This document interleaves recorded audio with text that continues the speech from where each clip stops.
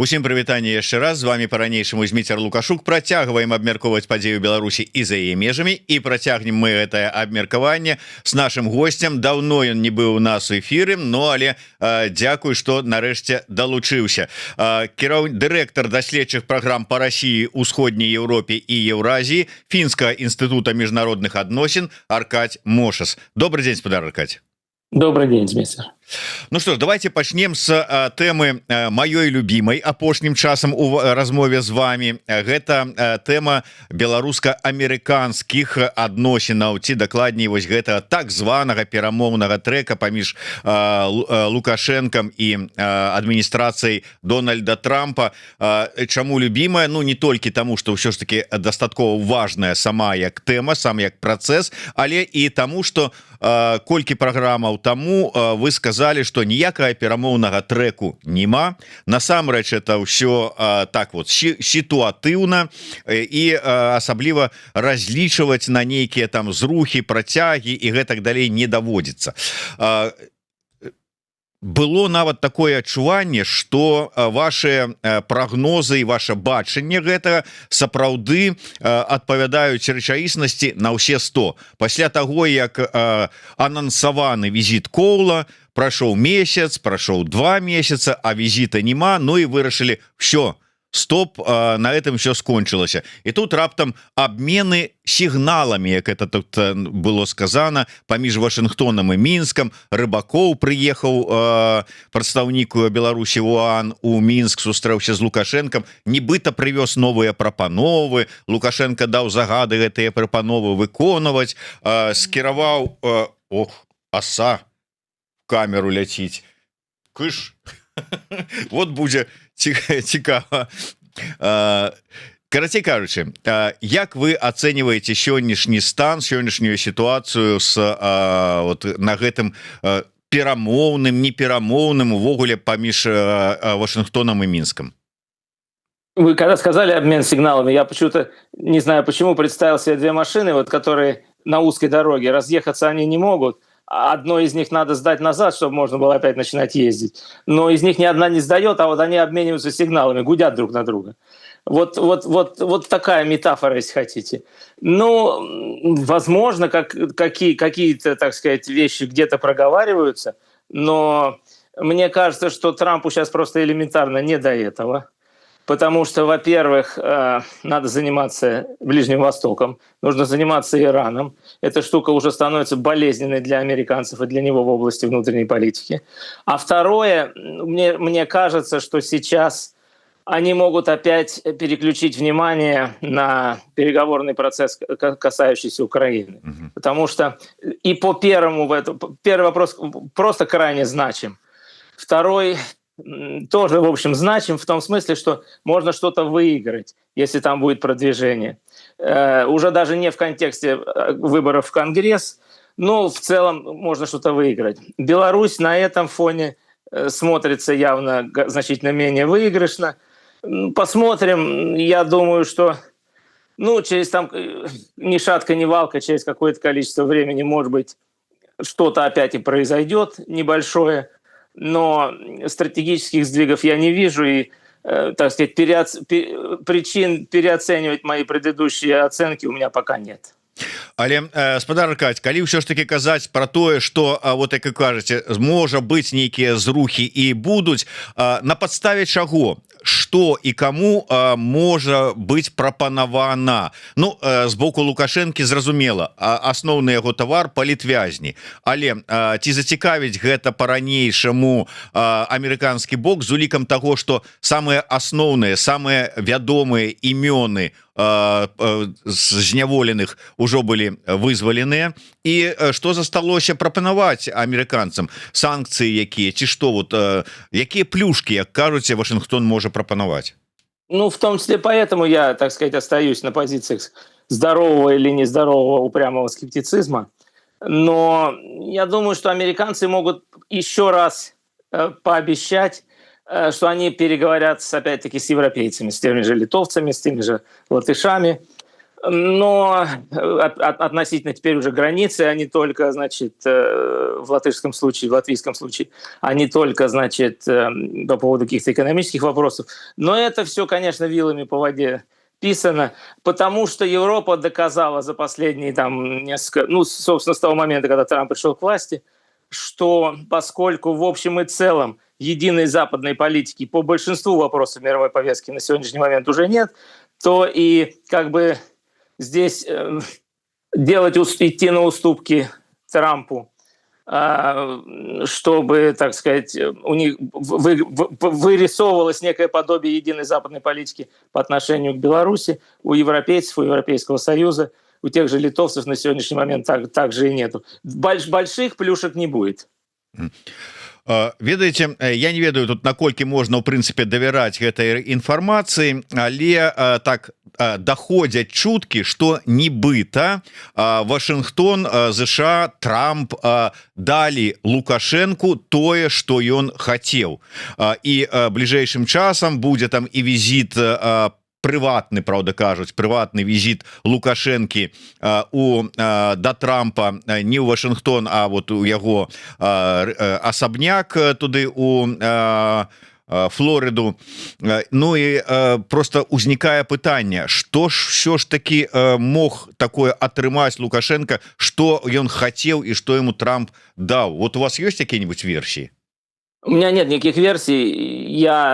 Вы знаете, я, кстати говоря, могу еще подумать на самом деле о каком-то там рабочем визите в Вашингтон и какой-нибудь 15-минутной встрече, возможно, на полях какого-нибудь другого мероприятия. Ну, как это и в прошлый раз в связи с этим Советом мира вырисовывалось. Об этом я еще могу подумать. Но то, что Трамп пригласит Лукашенко к себе домой, вот в этом мне как-то вот совсем, ну, в данном случае в Мар-э-Лаго, вот в этом мне как-то вот совсем уже не верится. Ну, сапраўды, да. Іншая справа такая, тут таксама варыянты, што, маўляў, калі першы раз Лукашэнку запрашалі на гэты Савет мира, то яго Путін не адпусціў. Зараз тут што-нибудь можа памяняцца, зараз яго на нейкую працоўную, хай 15-хвілінную размову у Вашынгтон адпусцяць? Если он поедет, допустим, не в Вашингтон, а в Нью-Йорк на сессию Генеральной Ассамблеи ООН, ну, тут как-то, в общем, я могу еще поразмышлять в этом контексте. И туда же случайно подъедет Трамп в это время. Вот что-нибудь такое. Не Совет мира, но Генеральная Ассамблея ООН в сентябре, там часто бывают, так сказать, разного рода руководители государств и правительств. Возможно, это здесь, но это абсолютно мои домыслы. У меня никакой информации на эту тему нет. Но я вот в этом ключе мог бы немножко порассуждать, но еще раз говорю, это все висит в воздухе.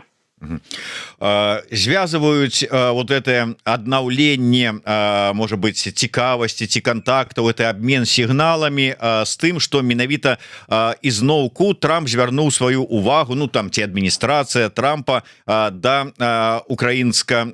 расійска-украінскай войны, да вот этой пытання спробы правесці там некую мірныя перамовы, памірыць і гэтак далей.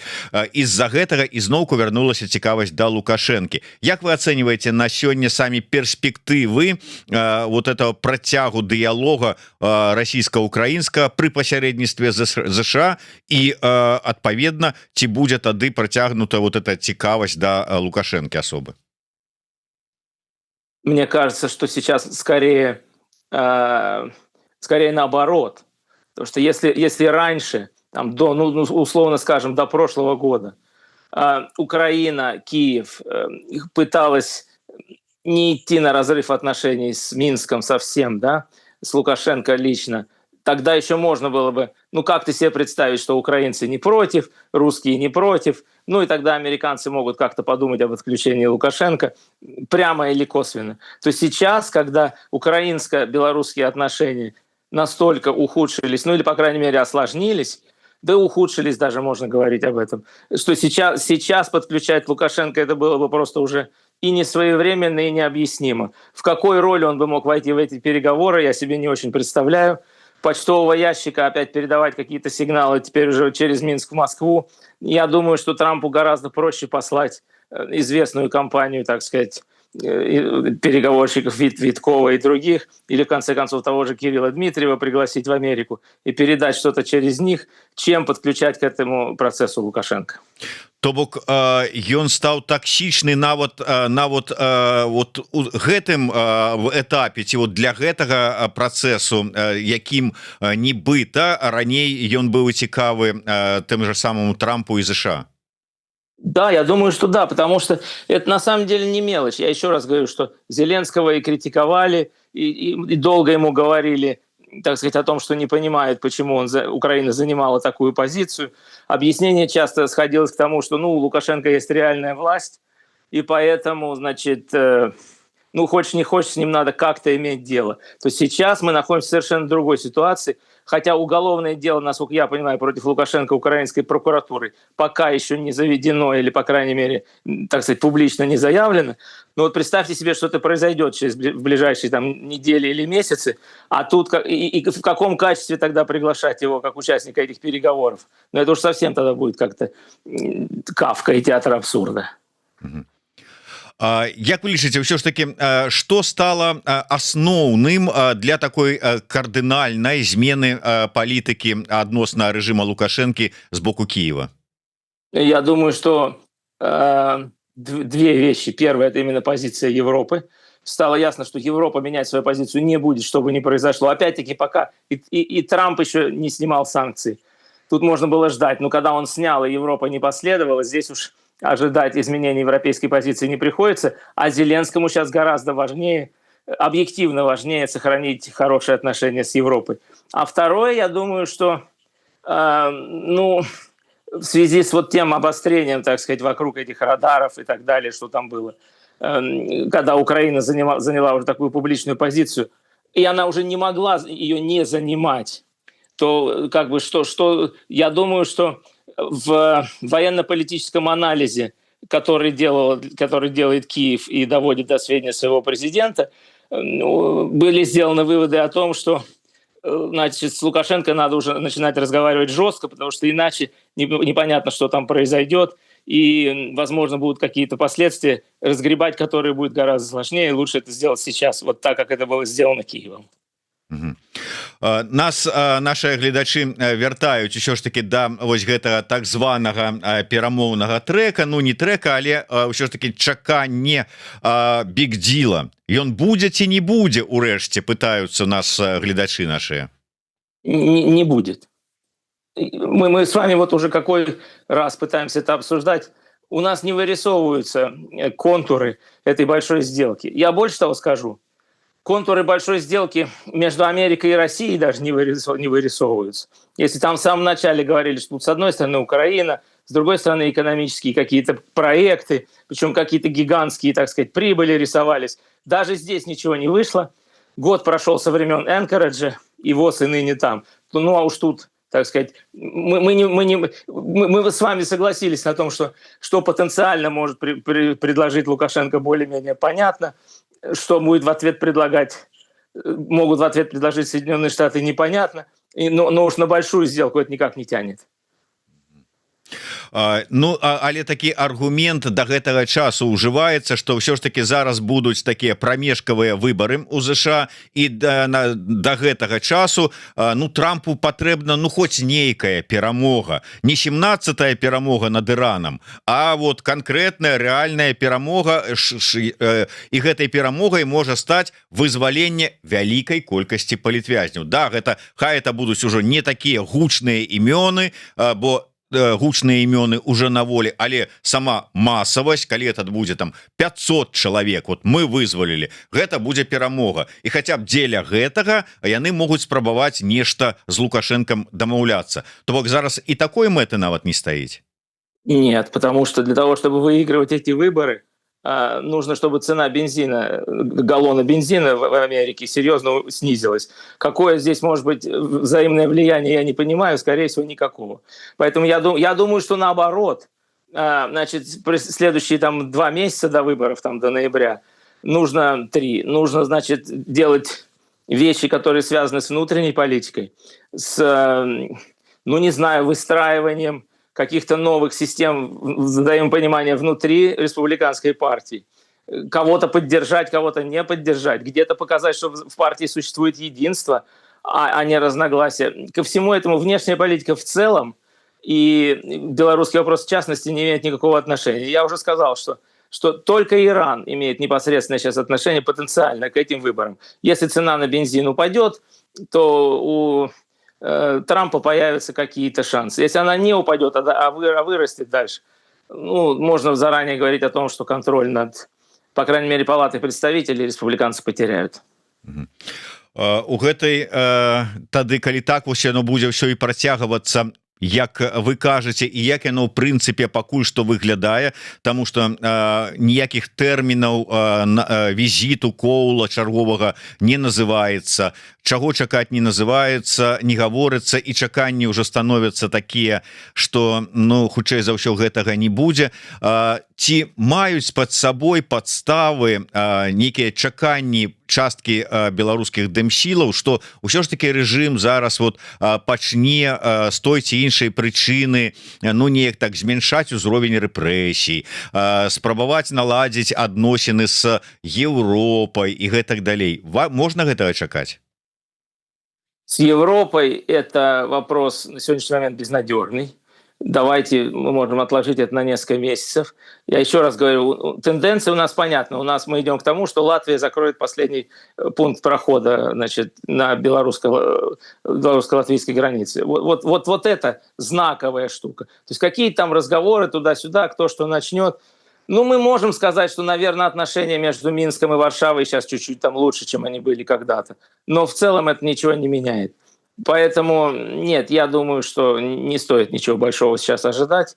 Ситуация складывается все-таки иным образом. Ці можа што-небудзь паўплываць на гэтую прынцыповую пазіцыю Еўропы? Што яе можа змяніць? Можа ўсё ж таки значэнне ж вялікае мае рэгіянальная бяспека? Можа быць з меркаванняў змены этой рэгіянальнай бяспекі, паляпшэння яе, перагледзець сваю пазіцыю еўрапейцы? Смотрите, еще раз, у нас есть некая тенденция. Ну, может быть, она существует в голове Лукашенко, может быть, она существует, так сказать, в плане строительства имиджа. Что мы сейчас слышим?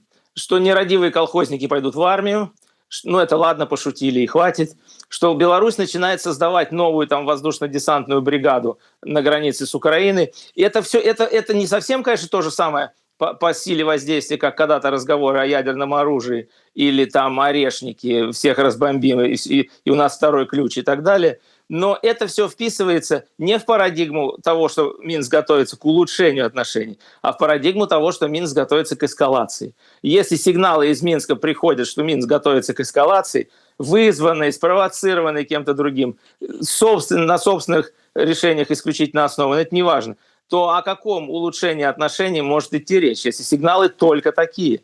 То есть если вот сейчас, вот, я еще раз, вы всегда об этом говорили, там какое-то сколько-нибудь заметное, значит, ослабление уровня репрессий произошло бы, ну, может быть, тогда через какое-то время можно было бы рассчитывать на позитивную реакцию в Европе. Но сейчас ничего этого нет. Ці ёсць у вас разуменне таго, чаму ўсё ж таки Лукашенко, афіцыйны Мінск ідуць вось гэтым шляхам накручвання адносінаў, падвышэння градуса? Да не умеют они по-другому. То есть как бы это им логично и понятно.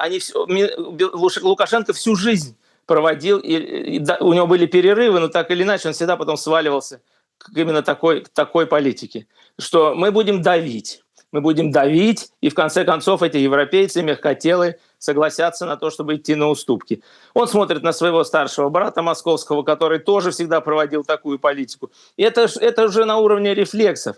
Я всегда говорю, что старую собаку нельзя обучить новым трюкам. Ему так проще, он так видит. И поменять свои с одной стороны, а с другой стороны, на самом деле те люди, которые накачаны пропагандой и которые и традиционно, так сказать, позитивно воспринимали вот именно такого рода сигналы, там, стукнуть кулаком, мы им покажем, они еще там заплачут, они еще приползут. Эти люди поддерживают Лукашенко, вот такого Лукашенко. Лукашенко, который вдруг бы проснулся и в совершенно другой ипостаси стал бы миролюбивым и демократичным и кем угодно, эти бы люди ему этого уже тоже не очень бы простили бы, да я даже такие слова могу сказать. З'явілася інфармацыя, што нібыта у Літве будуць такі размешчаныя амерыканскія войскі, салдаты, там якая там колькасць дакладна я не памятаю, але калі гэта сапраўды так будзе, з аднаго боку гэта вельмі патрэбна Літве як гарантыя пэўная ад нападу там з боку Расіі там ці з боку Беларусі, з другого боку ідуць размовы про тое, што ну гэта будзе дамоўленасць паміж Літвой і ЗША. А што ЗША цікава? Транзіт калія праз тэрыторыю Літвы і маўляў наўзамен вот такі абмен амерыканскія салдаты на транзіт беларускага калія праз тэрыторыю Літвы ён можа быць дасягнуты. Можа быць такое? Я не знаю. Ну, то есть как бы мы схемы можем какие угодно рисовать. Ну, чтобы это произошло, нужно быть уверенным в том, что Трампу нужно именно это. Да, ему было бы неплохо, чтобы цена белорусских удобрений на мировом рынке упала.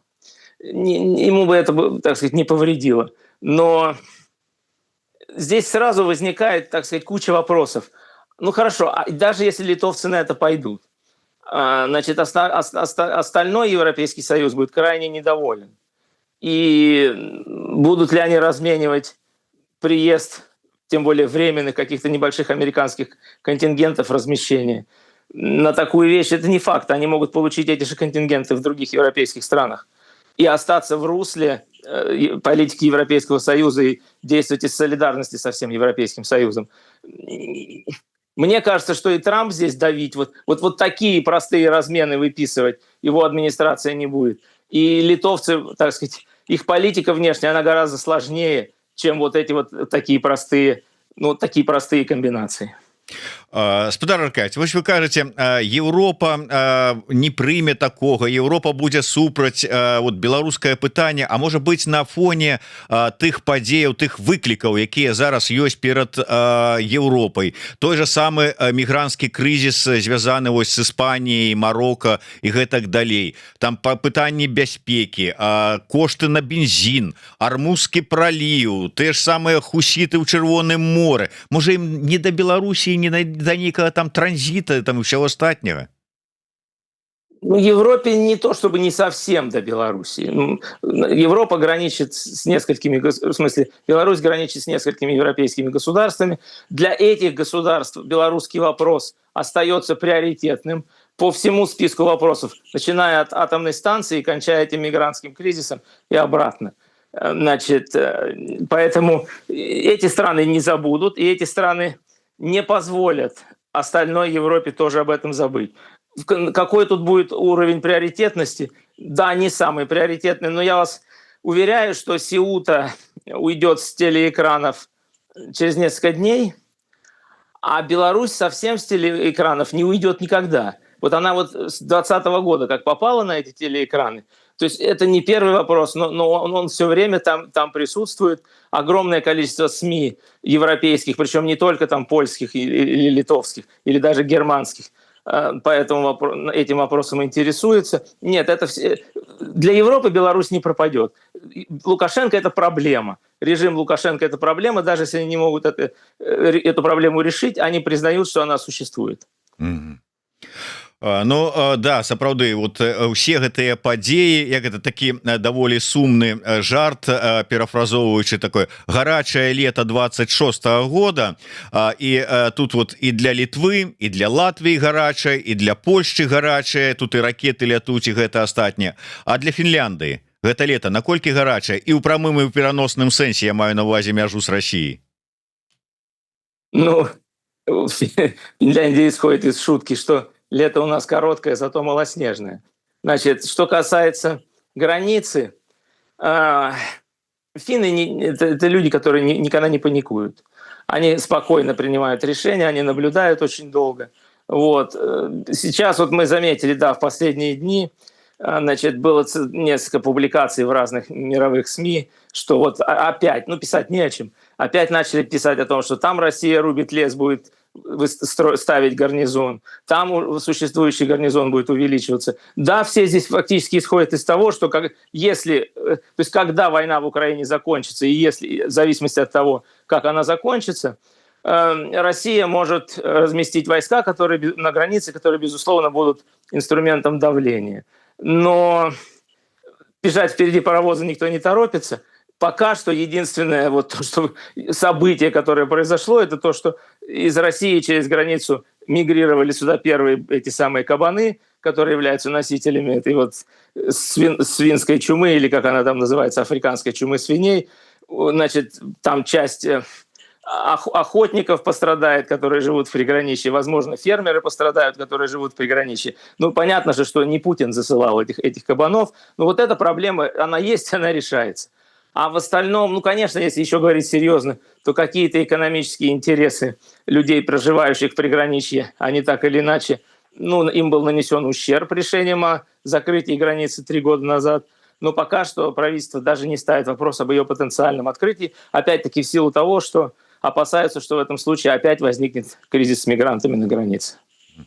Я вернуся до тэмы закрытай мяжы с Латвіяй, латвійска-беларускай мяжы.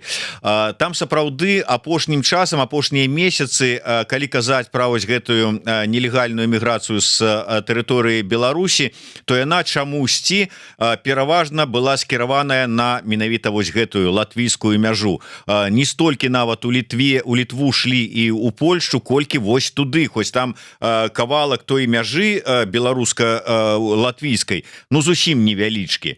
Але і шмат хто казаў пра тое, што гэтая мяжа латвійская, яна вельмі, ну, слаба, інфраструктура слабая, дрэнная, слаба ахоўваецца, шмат магчымасцяў, і таму нават на дапамогу латвійскім памежнікам былі адпраўляліся і з Эстоніі калегі, і з Літвы калегі, але ну вот да, ёсць праблема, ёсць мігранты, не толькі, відаць, з тэрыторыі Беларусі, але там і з России ішлі таксама, але закрыццё памежных пераходаў гэтаму дапаможа вырашэнню этой праблемы? Финский опыт показал, что в значительной степени помогает. Я как бы совсем не хочу вот категорично высказываться, потому что где-то вот у финнов закрытая граница и нет проблем. У норвежцев открытая граница, и тоже нет проблем. У эстонцев, так сказать, полуоткрытая граница, и, в общем, тоже больших проблем в настоящее время нет. Но финны, по крайней мере, аналитики здесь исходят из того, что консенсусно фактически, что закрыть границу было правильным решением, что вот это радикально, это может быть, так сказать, негуманно и так далее, но вот закрыли, и 3 года проблем не имеют никаких. Я думаю, что в этом плане решение Финляндии, оно, так сказать, может явиться прецедентом, так сказать, и для других стран, недооценивать, то есть исходить из того, что, ну, это сейчас вот латыши поговорят, потом они подвесят свой закон, подвесят этот топор и будут еще смотреть, и, может быть, о чем-то вести переговоры, заниматься так контактами на техническом уровне. Ну, наверное, возможно и такое, но я считаю, что возможно и вот это вот жесткое и быстрое принятие соответствующих национальных процедур, результатом которого окажется закрытая граница.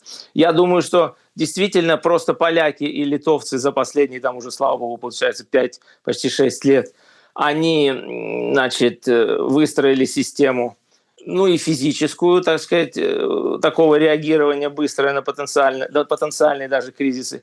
А главное, что в обществе, особенно в Польше, существует понимание того, что эту границу надо держать и крепкой. Я не знаю в этом плане, какова ситуация в Латвии, потому что мы понимаем, что и в Латвии, и граждане Латвии, и Литвы, так сказать, ну, в значительно больших количествах все еще ездят в Беларусь, там по родственным каким-то делам или просто за покупками.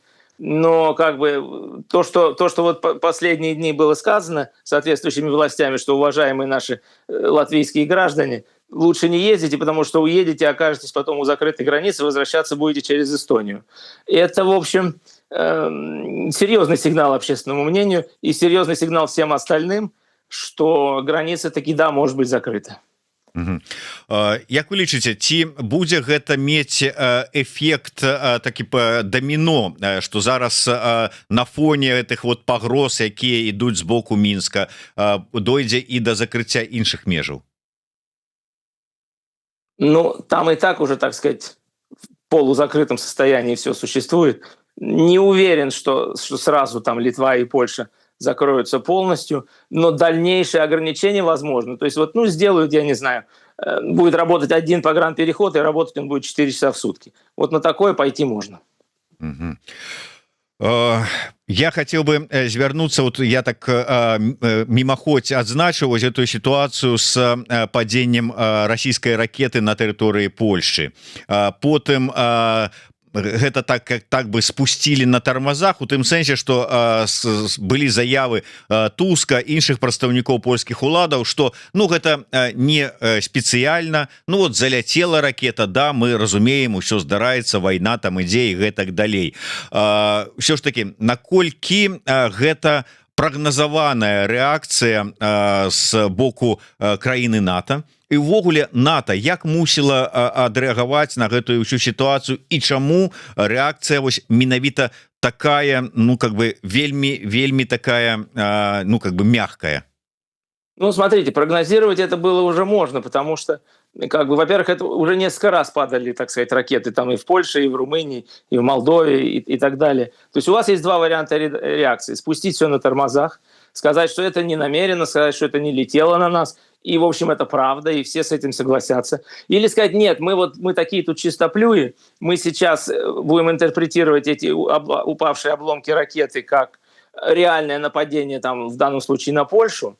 Мы потребуем созыва срочного Североатлантического совета, чтобы все НАТО отреагировало. И с чем мы тогда выйдем? И мы скажем, что нам объявили войну. Или на нас напали. Это классический случай вооруженного нападения, там, в данном случае на польскую территорию. И НАТО должно каким-то образом отреагировать. Ну, конечно же, у вас тут получается, что вы сами себе влезаете в ситуацию, чреватую большой войной, из-за того, что у вас упали какие-то обломки ракеты. Я думаю, что к этому не только НАТО не стремится, но и сами эти страны не стремятся приграничные. В Финляндии тоже, так сказать, периодически сейчас, когда летят дроны, то ли украинские, то ли российские, скорее всего украинские, периодически закрывают там воздушное и морское пространство в районах, прилегающих к границе. Это очень неудобно людям, потому что это делается всерьез. Там у части людей, например, дачи на островах находятся. Вот они не могут сесть на свой катер и доехать до своей же дачи там в Финском заливе. Но, тем не менее, люди на это идут, потому что как бы тогда, с одной стороны, они демонстрируют, что они ничего не проморгали, они приняли меры. Но, с другой стороны, что нет случая вот этой сверхреакции, которая может быть опасна. Я думаю, что если мы останемся в той же парадигме, что ракеты будут реально падать случайно или почти случайно, то у нас и дальше будет такая же реакция. Тым не менш, калі казаць, вось мы уже казалі з вами про змену стаўлення да рэжыма Лукашэнкі з боку Украіны, наколькі я вот чую і ад боку ад еўрапейскіх палітыкаў заявы про тое, что да, сапраўды без вырашэння беларускага пытання вот гэта балкона, з якога пастаянна ідуць пагрозы і ва Украіну і суседнім краінам Еўросаюза, без вырашэння гэтай праблемы бяспечнай Европы не будзе. Але ці бачылі вы якія-нибудь прапановы ўсё ж таки, як магчыма вырашыць гэтае пытанне? Нет, ничего нового я сейчас не вижу, а в концептуальном плане у нас, значит, так или иначе, история там с 91 года, она дала нам, так сказать, ну, буквально два варианта, не решения проблемы, а два варианта поведения. Один вариант – это такие плохие санкции, полусанкции, а второй вариант – это полудружба. То есть, как бы, когда вы переворачиваете страницу, говорим: не, ну все, что у нас было раньше, мы про это забываем, теперь мы будем ездить друг к другу на форумы безопасности, жать руки и так далее. Не сработало ни то, ни другое. Но сейчас, мне кажется, то есть еще раз говорю, что я не видел конкретного плана, что они собираются делать. Но сейчас мы ближе к парадигме, связанной с санкциями и продолжением санкций, и наращиванию санкций, и они наращиваются. То есть то, что если мы раньше в течение многих лет говорили, что санкции, наложенные на Минск, гораздо легче санкций, наложенных на Россию, то сейчас мы уже видим, что, в общем, так или иначе, Беларусь начинает все больше употребляться через запятую в тех санкционных, так сказать, решениях, которые принимаются относительно России. Многим в Беларуси, я знаю, это не нравится, это понятно, почему это им не нравится, но я думаю, что мы будем двигаться в эту сторону. Это не стратегический вопрос, к сожалению. Я всегда говорил, что если если вы вводите санкции, вы параллельно должны сказать, что если у нас произойдет, где, так сказать, плюшка, морковка, я эти слова не использую обычно, я бы говорил о серьезной программе позитивной, которая могла бы заинтересовать прежде всего людей, живущих в самой Беларуси. Что могло бы случиться с ними, если бы отношения были другими. И это, в общем, честно говоря, Европейскому Союзу ничего бы и не стоило, если бы они разработали такой план и опубликовали его. Но они этого пока не делают. Пока, вот я еще раз говорю, они ограничиваются полумерами, но сегодня эти полумеры развиваются в сторону более жестких мер. Больш жорсткія меры санкцыйныя, сыходзячы вось з тэндэнцый і того, што мы назіраем, і сыходзячы з вашых словаў, яны будуць працягвацца ў дачыненні да Беларусі з боку Еўрапейскага Саюза, захаду так званага, а з боку Украіны. Як вы думаеце, наколькі ўсё ж таки хопіць цярпення ва ўкраінскіх і палітыкаў і вайскоўцаў, таму што ізноўку пачаліся размовы, што ўсё ж таки рэтрансляторы працуюць, што не 4 іх там было, а значна болей. НПЗ працуе на карысць России, колькі там сотен прадпрыемстваў беларускіх працуюць на расійскую военку, Белпол нам лепей раскажа і гэтак далей. Але як доўга будуць яны гэта трымаць і як доўга будуць утрымлівацца ад таких же самых удараў, якія напаткаюць Россию? Знаете, с точки зрения теории военного дела, когда идет война там между двумя странами, то нейтралитет, я не хочу использовать это слово, но я его использую. Нейтралитет третьей страны всегда выгоден слабому. Потому что если третья страна присоединяется к более сильной, то слабому становится хуже. А если она присоединяется к слабому, то как знать? В общем, что я пытаюсь так вот запутанно объяснить? Что даже та ситуация на белорусско-украинской границе, которая существует сегодня, она более выгодна для Украины, по сравнению с ситуацией, когда, так сказать, все маски будут сброшены, начнется, так сказать, взаимная перестрелка, возникнет необходимость держать большие контингенты для украинцев на украинско-белорусской границе. Поэтому я думаю, что они предупредили. Судя, наверное, какие-то ретрансляторы были выключены или, возможно, они были разрушены, мы не знаем этого. Но какие-то другие, может быть, и работают, а может быть, и нет. Но я думаю, что мне кажется, что Киев вот сначала пойдя на такие, почти ультимативные выступления устами своего президента Зеленского, и потом озвучив, что, так сказать, эта ультимативная позиция принесла свои результаты, дальше сейчас не пойдет. Если, так сказать, ответные шаги Беларуси будут в сторону эскалации, тогда Украина ответит, и ответит, в общем, я думаю, что болезненно и массированно. Но сама она, мне кажется, сейчас это не в ее интересах идти на непосредственный, так сказать, уже открытый, не говоря о том об открытом вооруженном конфликте с Беларусью, даже с Лукашенко. Спадар Аркадь, я до вас як да эксперта по России звярнуся. Як вы ацэньваеце паспяховасць і выніковасць удараў, якія зараз наносяцца па вось гэтых маркетплейсах, Валберес найперш? Конкретно в чем вопрос заключается? То мэты, якія пераследуюць, адныя кажуць, што ўсё ж таки каб псіхалагічны удар, каб расіяне сказалі Пуціну, што досыць, хопіць нам этой войны, давай спыняйся. Другие кажуць, што это вот лагістыка по напаўненню расійскага войска таварамі падвойнага прызначэння. Карацей кажучы, шмат розных версій, але як вы лічыце, да чаго гэта можа прывесці? Можа ўсё ж таки стаць пераломным моментом, что Россия изменит свое ставление до этой войны? Нет, переломным моментом это не станет, потому что так сказать, люди, которые принимают решение о том, будет война продолжаться или нет, они не страдают от того, что горят чьи-то магазины, чьи-то товары и так далее, и так далее. Значит, действительно, есть разные точки зрения, почему это происходит.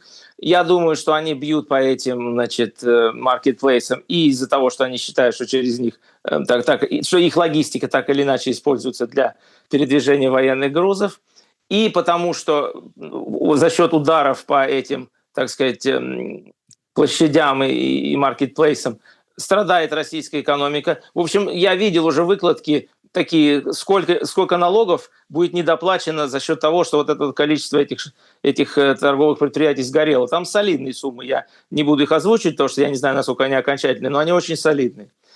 А еще здесь есть такой момент, то есть как бы есть такой момент, что я, например, не знаю, кому принадлежит в реальности сейчас вся эта инфраструктура. Явно, что не госпожа Ким является ее полным хозяином и единственным бенефициаром. Возможно, таким образом наносится ущерб по самым, что ни на есть, карманным интересам каких-то очень больших и важных людей в России. И это не остановит войну, но, так сказать, им покажет, что их жизнь не должна быть медом и дальше. Как это влияет на российское общественное мнение – это вопрос очень сложный, потому что я бы так сказал, что, как всегда, когда были подвергнуты ударам первые маркетплейсы, это, как всегда, был шок, это, как всегда, было, да что ж такое происходит, а вот такие они плохие. Люди, так сказать, поддерживающие войну, начали писать о том, что же Путин с ними миндальничает, надо отвечать по полной. А другие, в общем, реакция была неоднозначной в обществе, и она осталась неоднозначной. Но опять, как я уже говорю, что когда вы начинаете показывать, а их, собственно, и не показывают особо по центральному телевидению. Но даже когда это туда попадает, когда у вас каждый день 2 новых маркетплейса бомбят, это просто перестает кого-либо интересовать. Но вот так устроен не то, что человек в целом, а вот российское общество в частности. Сегодня устроено таким образом. Раньше это были НПЗ, порты, это все продолжается. То есть, как бы, в обществе реакция неоднозначная. Я не думаю, что мы находимся на стадии, когда такого рода бомбардировки могут существенным образом повлиять на решение, будет война продолжаться или нет. Но, значит, так или иначе, это показывает то, что Украина развела свой ударный потенциал с точки зрения ведения воздушной войны до такой степени, что уже начинают, так или иначе, появились разговоры о перемирии воздушном. Когда Зеленский ехал, вот для чего это делалось, по большому счету.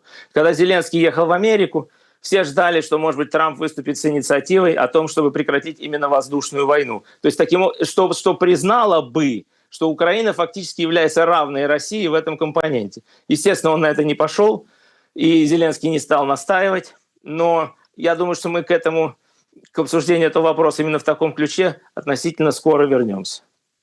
Ну і на завяршэнне, що ж таки бліжэйшым часам якіх зменаў, якой трансфармацыі Еўрапейскага Саюза, Еўропы варта чакаць? Адна вось все ж таки пачалася нейкія змены пасля таго, як на фоне гэтай вайны пазіцыя Трампа у дачыненні да Еўропы, у стаўленні да Еўропы, да дапамогі Украіне вот так вот змянялася, і Еўропа зразумела, што ёй больш адказнасці ў гэтым пытанні трэба браць на сябе. Зараз вось гэты міграцыйны крызіс у Іспаніі, ён таксама, я так разумею, дадае нейкіх развагаў на тэму, як Еўропа павінна мяняцца, і улічваючы гэтыя выклікі, гэтыя рызыкі, гэтыя небяспекі. Там ужо шлі размовы про тое, што некаторыя краіны хацелі на пэўны час спыніць шэнгенскія пагадненні з Іспаніяй. То бок, чаго чакаць?